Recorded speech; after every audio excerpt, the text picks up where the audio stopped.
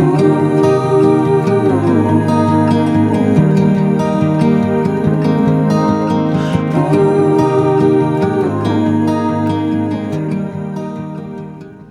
beautiful people.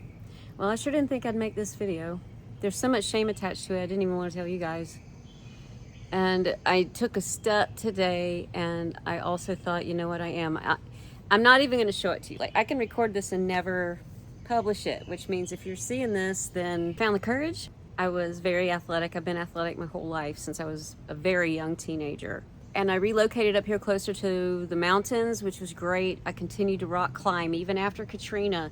Through all the panic attacks, I got better. I got into competitions and stuff. It was really fun. I needed it. I loved it. And my body was hard and muscular, and I had abs.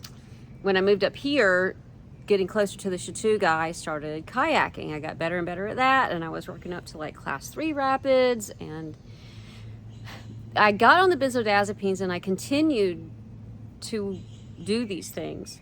But within a couple of years, the hardest thing started happening, and that was that instead of gaining a competitive edge and watching my skill continue to climb and continue to get better, it plateaued out, and then it started declining. That's what benzodiazepines do. Putting in the time, the work, the weights, the workouts. I got a coach. I really believed I could overcome the benzos and force my muscles to do what I wanted them to do. But then the nerve damage started, and there was a nerve like in my upper back across my shoulder that spasmed one day, and the pain was so bad. It was so bad. Then I started getting infections, bladder infections, yeast infections, and then I got shingles for the first time, and that was like another whole gate of hell that opened up. The pain of that is the worst pain I've ever been through in my life. 6 months later, I got it again. I went to the doctor. They told me that was impossible. I would wind up getting it twice a year for 4 years. And I know that it was the continuing nerve damage and my health declining and my mental health declining, trying to come off the benzodiazepines and that fluctuation and the mental anguish of it that I've described in the other video. And after doing that enough, I was so depressed and dejected, plus mentally unhealthy and unable to even leave the house a lot, that finally my muscles just atrophied. And I didn't know my body anymore. Plus the level of medication I was on, like it would have been not possible. And I was depressed and upset because I was going into menopause like this when my whole life I was so athletic and in good shape and ate well and did the right things that I knew I would have a better time of menopause, and that I would age so well, and that I wouldn't have to worry about the bone density, bone loss stuff, and that I would really handle it well because I was going to always be athletic. And that right when I needed to be, I lost everything. I couldn't be anymore. And one of the first muscles to actually be a problem was my psoas muscle. That's like right under your glutes. It's right up against your butt. It started spasming because it had just completely shut down, and all it knew was spasm or work. It's all a mess, and it's all on the left side, and it's all from being sedentary and nerve damage. And the sudden, severe loss of strength that happens when that estrogen crashes, when I still feel young, capable, strong, and have so much life and so much shit I want to do, that I'm just like, you know what, I'm done with that. I have been off of benzos for 3 years. I want to get my body back. It's that I can't wear any of my clothes anymore, and I refuse to buy fatter clothing. I don't like, when I do try to do things, how my body moves in space anymore. I don't know it. I don't like it. I don't feel good in this. So I have got a trainer.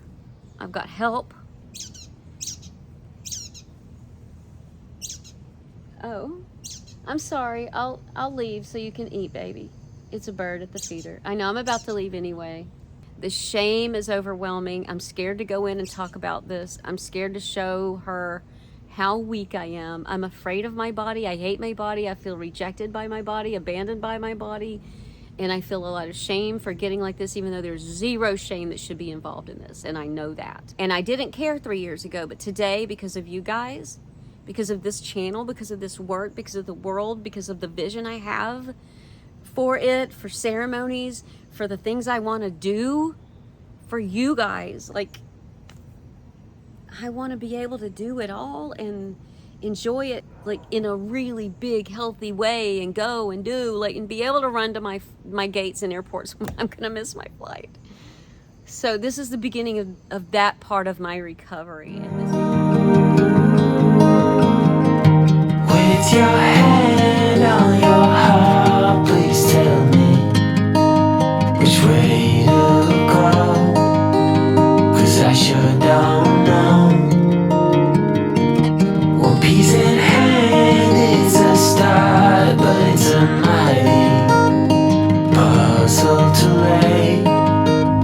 Hi everyone, my name is Grace. I'm a personal trainer. The first thing we did for the session today was a weigh-in. Weight does not make or break you necessarily. It can add extra stress to joints and make the training that we are doing, the mobility and stability training, a little bit more difficult. So for the training, our primary focus is to rebuild the mind-muscle connection in the leg with the bad knee, because over time, nerves can be damaged from a sedentary lifestyle and just from medications, treatments, surgeries.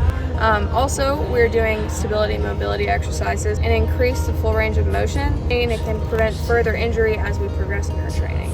My primary focus is to work through 3 major exercises. One is the step up. The second one is the squat, and the third one is the lunge. Those are all very crucial lower body movements that I believe everyone should be able to do at least one good solid rep of. So we do the squat, which allows us to extend full mobility in the hips and also the knees. And also it is an assisted squat, so you'll see she's hanging onto the bar, which takes the weight off of her knees and allows the mind to gain confidence in that motion. And we are doing that, we're breaking that down with the lunge. We're doing an assisted lunge as well. And we do a step down, which can aid in engaging the knee and the tendons as well from a different angle. And it's important that we train that back and we make sure that those nerve endings are firing as they should, and it will improve your motion, mobility, and stability. To see what's real.